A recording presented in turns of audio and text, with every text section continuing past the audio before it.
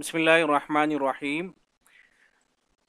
दारुल देवबंद की जानिब से हिंदुस्तानी मुसलमानों के लिए कुछ हिदायत जारी की गई हैं कि आपको रमज़ान मुबारक किस तरह से गुजारना है। ये रमज़ान आपको किस तरह से गुजारना है, इस हवाले से दारुल देवबंद की जानिब से कुछ हिदायत फतवे की शक्ल में जारी की गई हैं कि आपको इन बातों का ख्याल रखना है।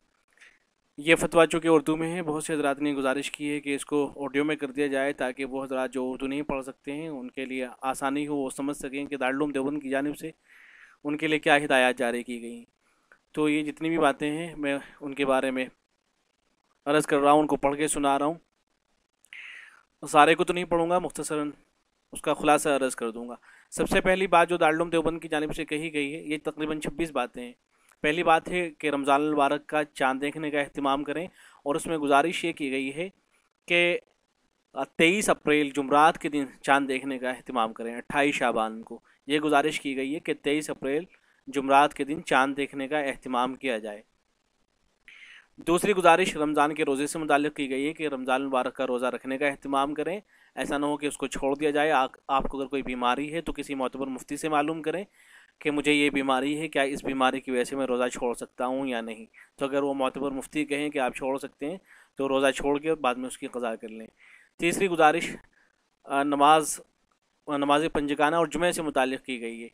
ये जो गुजारिश की गई है उसको मैं पढ़ के सुना देता हूँ। इसमें पहली बात तो ये है कि मस्जिद की जमात के लिए इमाम और मुअज्जिन के अलावा जिन हज़रात को मुतय्यन किया गया हो या किया जाए, हर नमाज में वही हज़रात नमाज अदा करें। मुख्तलिफ़ नमाज़ों में मुख्तलिफ़ अफराद का निज़ाम ना बनाया जाए। ये बड़ी अहम बात है, इसलिए कि हम ये देख रहे हैं कि लोग अभी भी मस्जिदों के अंदर भीड़ लगा रहे हैं। फिर उसका जो नतीजा है वो हमारे सामने है कि किस किस तरह से तकलीफ़ों का सामना करना पड़ रहा है। दूसरे ये कि मस्जिद की जमात के लिए जिन हज़रात को मुतय्यन किया गया हो या किया जाए वो जवान या अधेड़ उम्र, पाबंद नमाज और हत्तल इम्कान बाशरा होने चाहिए। तीसरी बात यह कि इमाम और मुअज्जिन के अलावा अगर दूसरे 2-3 अफराद की तायन में इख्तलाफ हो तो कुरान अंदाजी के ज़रिए तायन की जाए ताकि अहले महल्ला में किसी को एतराज़ या बदगुमानी का मौका ना मिले। जिन हज़रात को मस्जिद में नमाज बाजमात का मौका ना मिल सके उन्हें समझाया जाए कि आप हज़रात को नियत के मुताबिक घरों में मस्जिद का सवाब मिलेगा इंशाअल्लाह, लिहाजा कानून शिकनी करके मस्जिद आने की कोशिश ना करें। और अगर कोई शख्स ज़िद करे तो उसे नरमी और मोहब्बत के साथ समझाया जाए, और अगर वो फिर भी ना माने तो उसे रोकने में महल्ले के बासर हज़रात, इमाम और मुअज्जिन वगैरह का ताउन करें। ये बात बड़ी अहम है। जो हज़रात माहाना या हफ्तावारी मस्जिद का माली ताउन करते हैं वो इन हालात में भी हस्ब हैसियत व इस्तिताअत मस्जिद का ताउन जारी रखें, बंद ना करें, अगरचे उन्हें मस्जिद में नमाज का मौका ना मिल रहा हो, ताकि मस्जिद का नज़म व इंतज़ाम हस्ब साबिक़ जारी रहे। इसका ज़रूर ख्याल रखें, इसलिए अगर आप ताउन बंद कर देंगे तो मस्जिदों का इंतज़ाम फिर कैसे चलेगा।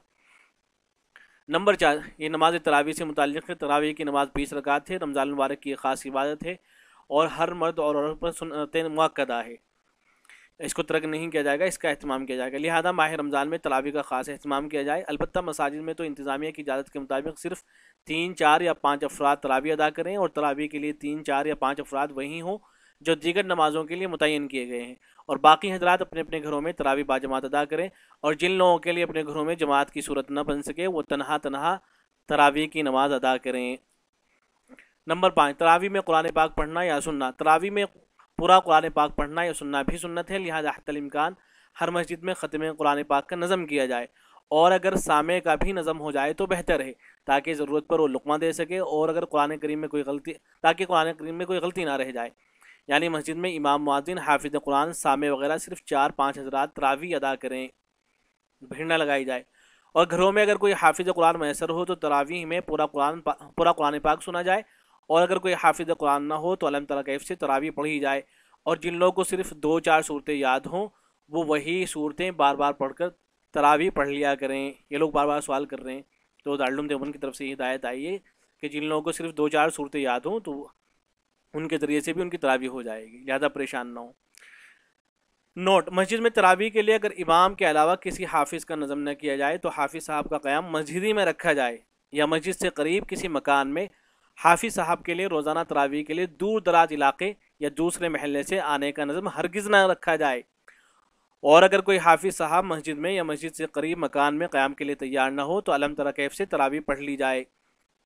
اسی طرح گھروں میں بھی تراویح کے لیے دور دراز علاقے یا دوسرے محلے سے حافظ کا نظم نہ کیا جائے، گھروں میں صرف گھر کے افراد تراویح ادا کریں، حالات کے تناظر میں احتیاط اسی میں ہے، لہذا اس کا خاص خیال رکھیں۔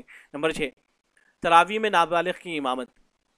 اس میں یہ مسئلہ بتایا گیا ہے کہ تراویح کی جو جماعت ہوگی اس میں جو نماز پڑھانے والے ہوں گے وہ بالغ ہونا ضروری ہے، نابالغ کے پیچھے تراویح کی نماز نہیں ہوگی، نہ فرض نماز ہوگی نہ تراویح کی نماز ہوگی، تو لہٰذا اس کا بھی خیال رکھا جائے۔ اور بالغ ہونے کا مطلب یہ ہوتا ہے کہ یا تو اس کی عمر 15 سال ہو گئی ہو یا بلوغ کی کوئی بلوغ کی کوئی علامت ظاہر ہو گئی ہو، مثلا احترام ہونے لگا ہو، تو اگر بچہ جو ہے 15 سال سے کم عمر ہے پھر اس کے پیچھے تراویح کی نماز نہیں ہوگی۔ تراویح میں قرآن کریم دیکھ کر پڑھنا، آج کل یہ بحث چھڑی ہوئی ہے تو اس کی بھی دارالعلوم نے وضاحت کر دی ہے کہ اس کی گنجائش نہیں کہ آپ دیکھ کے پڑھیں۔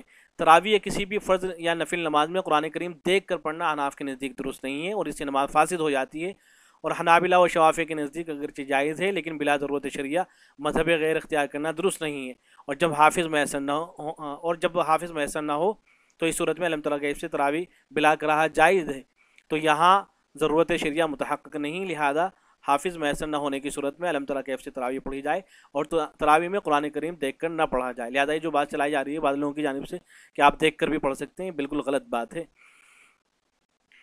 مسجد کے پڑوس یا اطراف یا بلڈنگ کے فلیٹس والوں کو بذریعہ مائک تراویح وغیرہ میں شرکت، اس میں اس مسئلے کی وضاحت کی گئی ہے کہ اگر آپ کے آس پاس میں لوگ رہتے ہیں اور آپ کے یہاں تراویح کا نظام ہے تو ایسا نہ کیا جائے کہ مائک کے ذریعے سے ان کے یہاں آواز پہنچ رہی ہے لہذا وہ بھی اپنے گھروں کے اندر آپ کی اقتداء کر لیں، ایسا نہ کیا جائے۔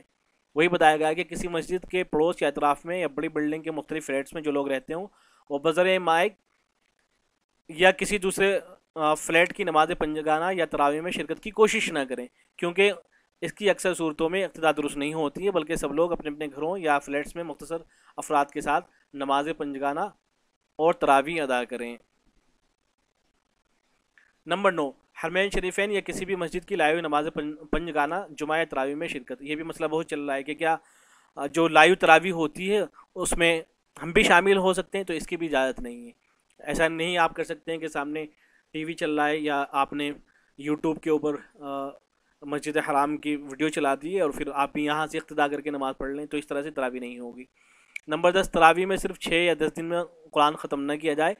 بعض مساجد یا گھروں میں تراویح میں 6 یا 10 دن میں ختم قرآن کا اہتمام ہوتا ہے، جس میں عام طور پر 1.5-2 گھنٹے کا وقت لگتا ہے، اور موجودہ حالات کے تناظر میں زیادہ وقت کے لیے لوگوں کا اکٹھا ہونا مناسب نہیں ہے، لہذا جن لوگوں کو تراویح میں ختم قرآن کا موقع ملے وہ یومیہ تراویح میں صرف 1 یا سوا پارہ کا معمول بنائیں، 3 یا 5 پارے کا معمول نہ بنائیں۔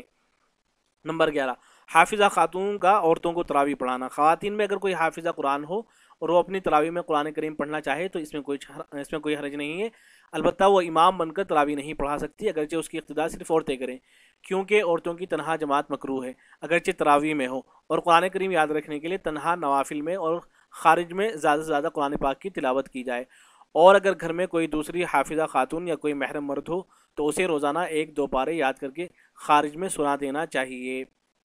نمبر 12، جو حضرات خواہش کے باوجود تراویح میں قرآن پاک نہ سن سکے تو ان کو بھی ثواب مل جائے گا انشاءاللہ۔ نمبر 13، ختم شہری اور اذان فجر میں جنتریوں کا اختلاف، یعنی یہ مسئلہ یہ ہے کہ اس کے اندر اختلاف نہ کیا جائے، افطار کے اندر اور سحری کے اندر اختلاف نہ کیا جائے کسی طرح کا۔ نمبر 14، مساجد سے افطار اور ختم شہری کا اعلان کر سکتے ہیں آپ مسجدوں سے، اس کی گنجائش ہے۔ نمبر 15، مساجد میں افطار کا نظم نہ کیا جائے۔ نمبر 16، افطار پارٹی اور افطار بھیجنے کا اہتمام نہ کیا جائے، یہ چونکہ بہت زیادہ ہوتا ہے اس لیے اس کی بھی وضاحت کر دی گئی ہے۔ لکھا گیا ہے کہ ملک میں بہت سے صاحب ثروت حضرات ماہ رمضان میں افطار پارٹی بھی کرتے ہیں، اور عزیز و اقارب سب دوست و احباب وغیرہ میں ایک دوسرے کے یہاں افطار بھیجنے کا تو عام معمول ہے، لیکن چونکہ اول میں مختلف جگہوں سے مجمع اکٹھا ہوتا ہے اور دوسری صورت میں افطار پہنچانے کے لیے کم از کم گھر سے نکلنا ہوتا ہے، اور دونوں ہی چیزیں لاک ڈاؤن کے ماحول میں ہرگز مناسب نہیں ہیں، اس لیے لوگوں کو چاہیے کہ افطار پارٹی سے گریز کریں اور عزیز و اقارب دوست و احباب وغیرہ میں بھی ایک دوسرے کے یہاں افطار نہ بھیجیں۔ البتہ اگر افطار کرانے کی فضیلت اور ثواب حاصل کرنے یا صلہ رحمی وغیرہ کرنے کے لیے ضرورت مند عزیز و اقارب اور احباب وغیرہ کو افطار کے پیسے دے دیے جائیں اور وہ کسی دن اپنے گھر ان پیسوں سے افطار کا نظم کر لیں تو اس میں کوئی حرج نہیں ہے، یہ بھی ایک قسم کی دعوت ہی ہے۔ نمبر 17، گھر میں نماز اور عبادت کے لیے کوئی کمرہ خاص کرنا۔ آج کل لاک ڈاؤن کی وجہ سے اکثر لوگ گھر ہی میں نماز پڑھ رہے ہیں، لہٰذا جن لوگوں کا گھر وسیع و کشادہ ہو انہیں نماز کے لیے کوئی کمرہ خاص کر لینا چاہیے تاکہ سب اہل خانہ وہیں نماز ادا کریں اور وہیں قرآن پاک کی تلاوت اور ذکر و اذکار وغیرہ کریں۔ اور اگر اہل خانہ میں کوئی شخص رمضان کی راتوں میں جا کر عبادت کرنا چاہے تو اسے اور دیگر اہل خانہ کو کوئی پریشانی نہ ہو، اور اس کمرے کو خوب پاک و صاف رکھا جائے۔ اور اگر گھر میں خواتین بھی ہوں جن کا گھر کے بعض مردوں سے پردہ ہو تو خواتین کے لیے نماز کا الگ کمرہ رکھا جائے، یا مردوں اور خواتین کی نماز کے اوقات الگ الگ ہوں۔ نمبر 18، رمضان المبارک کے اخیر عشرے کا اعتکاف۔ رمضان المبارک کے اخیر عشرے کا اعتکاف سنت مؤکدہ ہے، یعنی محلے کی مسجد میں، یعنی اس کا حاصل یہ ہے کہ محلے کی مسجد میں اگر ایک شخص بھی اعتکاف کر لے گا تو سب کی طرف سے ادا ہو جائے گا، سب کو اعتکاف کرنے کی ضرورت نہیں ہے۔ اور ایسے ہی مردوں کے لیے 19 نمبر ہے، مردوں کے لیے گھروں میں اعتکاف کا حکم۔ تو اس کا حاصل یہ ہے کہ مرد حضرات گھر کے اندر اعتکاف نہیں کر سکتے ہیں، ان کا اعتکاف نہیں ہوگا، ان کے لیے مسجد ہی میں اعتکاف کرنا ضروری ہے۔ البتہ عورتیں گھر کے اندر اعتکاف کر سکتی ہیں، ان کے لیے گنجائش ہے۔ اخیر عشرے کی طاق راتیں۔ نمبر 20، رمضان کے اخیر عشرے کی طاق راتوں میں شب قدر کی تلاش میں شب برات کی طرح اپنے اپنے گھروں میں رہ کر ہی انفرادی طور پر نوافل، تلاوت قرآن پاک، ذکر و اذکار اور دعاؤں کا اہتمام کیا جائے۔ اس کے لیے گھروں سے باہر نکلنے، مساجد میں جمع ہونے یا پاس پڑوس کے مکانات میں جانے سے پرہیز کیا جائے۔ نمبر 21، کھانے پینے وغیرہ کی ضروری اشیاء کی خریداری میں حکومت کے قانون و ضابطے کی پابندی کی جائے۔ رمضان المبارک میں لاک ڈاؤن کے ایام میں کھانے پینے وغیرہ کی ضروری اشیاء کے لیے انتظامیہ کی طرف سے جو نظام تجویز کیا جائے، سب مسلمان اس کی پابندی کریں۔ یعنی اگر موبائل فون کے ذریعے سامان منگانے کا آرڈر ہو تو دکانداروں کو فون کر کے ہی سامان منگائیں، خود دکانوں پر نہ جائیں اور نہ بچوں کو بھیجیں۔ اور اگر کچھ وقت کے لیے دکانیں کھلنے کا نظم نہ ہو تو متعینہ